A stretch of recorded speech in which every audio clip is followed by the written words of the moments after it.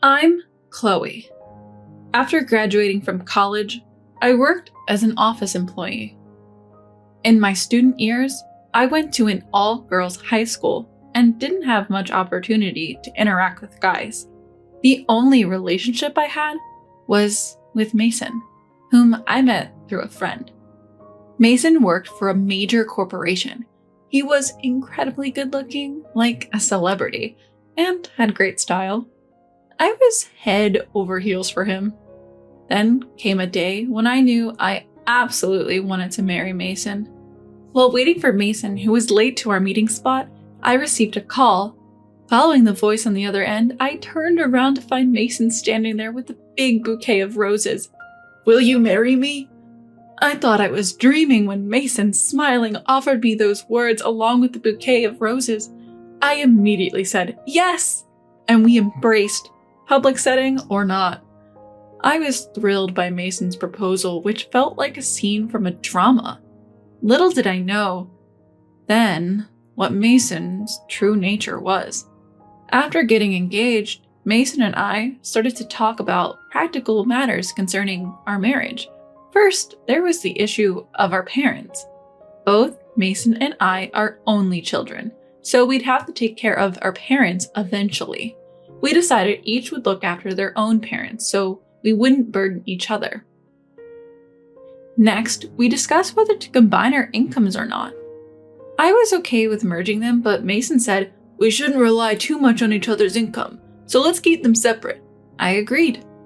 Following that, we decided not to disclose each other's savings. We agreed to each contribute half to our living expenses. Other decisions included the number of children we'd like to have, the area where we'd live, and whether we'd opt for a standalone house or an apartment. There were many decisions to make, but I believed I could do anything if it meant spending my life with Mason. When we went to announce our engagement to father-in-law and mother-in-law, whom I'd met before and gotten along well with, that belief started to waver. As usual, mother-in-law and father-in-law welcomed me warmly with smiles and said, "Chloe, welcome." We entered the house, and due to the special occasion of announcing our engagement, I felt a bit nervous. In the living room, Mason, father-in-law, mother-in-law, and I took our seats. My in-laws happily congratulated us on our engagement. "I was wondering when you two would get married. I'm relieved that you finally gotten engaged," mother-in-law said, and Mason chuckled shyly. I also felt my cheeks go red. While father-in-law and mother-in-law never stopped smiling at our youthful enthusiasm, something father-in-law said made me start questioning Mason. "So, when are you planning to move in together? We need to prepare for the move too. You're not thinking of living in this house, are you? It'll get cramped when you have children." Huh? Move in together? My bewildered expression made father-in-law and mother-in-law puzzled as well. Only Mason looked a bit uncomfortable. "Wait, what?" said mother-in-law, giving me a suspicious glance. "Chloe is going to be financially supported by Mason, right? It's only natural that you live together. I did the same thing. Isn't that right, hon?" Father-in-law nodded. "Yeah, that's true." Mason chuckled awkwardly and muttered, "Sorry." This meant Mason hadn't told his parents anything about our discussed plans for married life. This was the first time I felt disbelief and disappointment in Mason for not communicating with his parents. The man I deeply loved and saw as a prince suddenly seemed unreliable. But I've heard that's what marriage is like. I suppose there are sides of Mason that only become visible after engagement. I started to explain to father-in-law and mother-in-law, convincing myself that this was all part of it. I don't plan on relying financially on Mason. I'm not quitting my job. And we've decided to individually take care of our own parents. "Hold on, Chloe.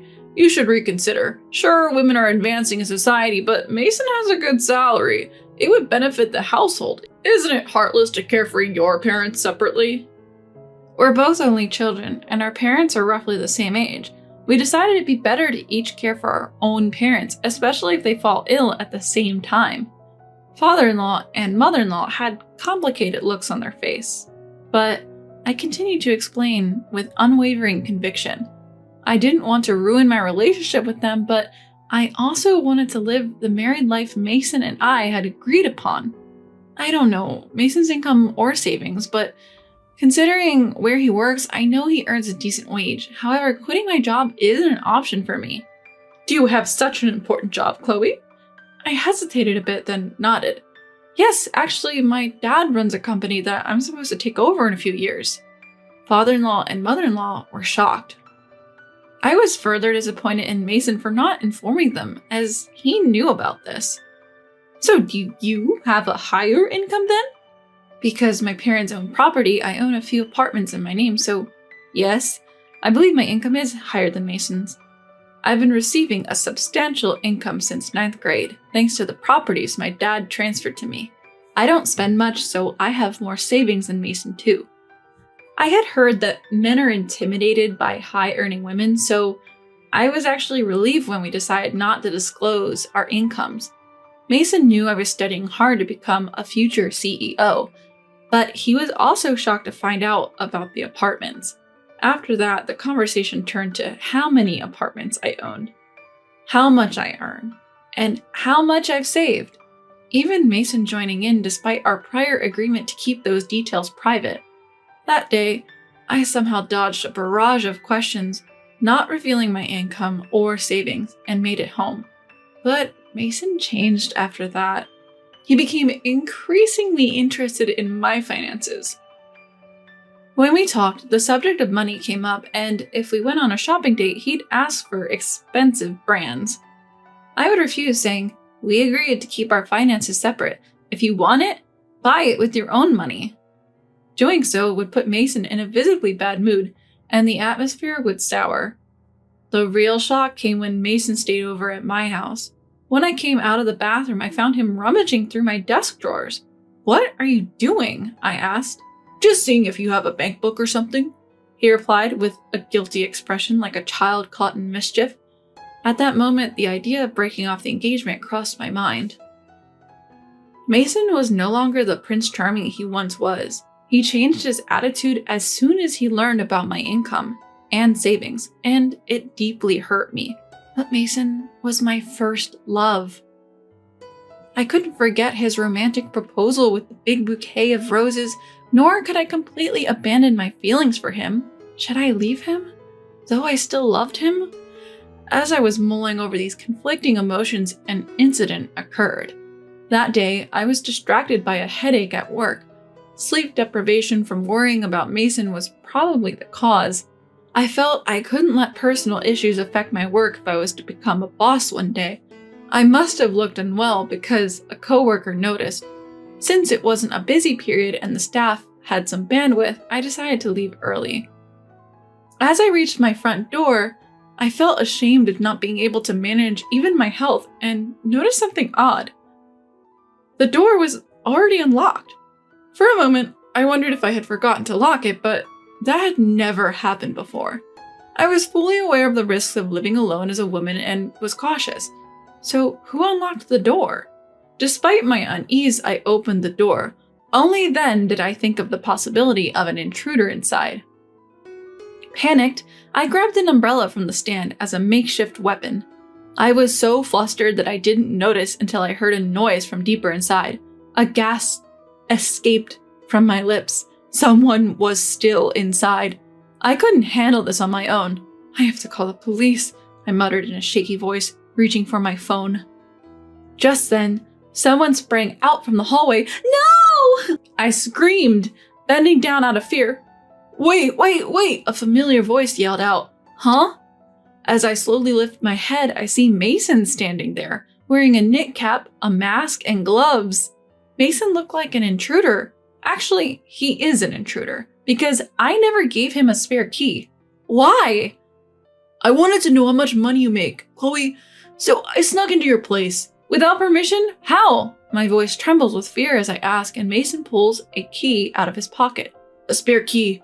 I made it without asking you when you stayed over at my place." The tears that fell were a mix of relief from mortal danger and boiling rage. I had never been this angry in my life. I pushed away Mason's hand, which was rubbing my back in an attempt to calm me, and screamed, "Are you kidding me?" in a voice so full of anger, I doubted it was my own. Mason, who had only seen my typically calm side, was stunned and fell on his rear, but my rage wasn't over. Making a spare key without permission is criminal, and what's with the disguise? Were you planning to steal my bank book if I hadn't come back? No, I just wanted to check. Check what? We agreed to keep our finances separate after marriage. I know you changed your attitude the moment you found out I have some money. I throw my umbrella at Mason, who staggers back, letting out a pathetic whoa. Why did I ever think someone so pathetic, sneaky, and money-minded was Prince Charming? My dream, which had been so joyously accepted, along with a bouquet of roses, had come to an end. I grab Mason's belongings left in the room and throw them outside, pulling Mason out by the arm. Ignoring Mason's plea to wait, I yell, "Get out! The engagement is off, and I never want to see you again. Wait, Chloe, I truly love you. No need for your love anymore. Goodbye." I slam the door shut, my love for Mason completely chilled. Everything goes surprisingly smooth as I check that my bank book is intact, explain the situation to my parents, and call my future in-laws. My future mother-in-law pleads, "Please don't sue Mason." I had no intention of doing so I coldly reply, "Cutting off ties is enough for me." My parents are furious at Mason's actions, and the engagement is swiftly called off. My dad was angrier at Mason than anyone else. Knowing Mason's boss personally, my dad spilled the beans, saying, "Your employee did this to my daughter." Mason's company was lesser in standing compared to my dad's. Panicked, Mason's boss transferred him to a remote location and demoted him. And so, my first love came to an end. I learned the hard way that love is over the moment money gets involved. Later, Mason marries Lily, a successful CEO. Mason was handsome, and Lily, who was rumored to like good-looking men, must have been charmed. Mason had quit his job and was living a life full of golf, horse racing, and casinos. But Lily, just a few months into their marriage, had enough of Mason's lack of work ethic. She kicked him out, handing him $1,000 and divorce papers. "You lose yourself with this money," she said, as Lily, who didn't know I was Mason's ex, later told me. I totally get where Lily was coming from. Mason was the kind of guy you'd want to kick to the curb. After that whole ordeal with Mason, I dove into my work. Friends at the time say there was an intensity to me, working with the resolve to make my job my lifelong partner. But there was a man who found that intensity appealing. He kept pursuing me, and though I initially resisted, I eventually felt drawn to him.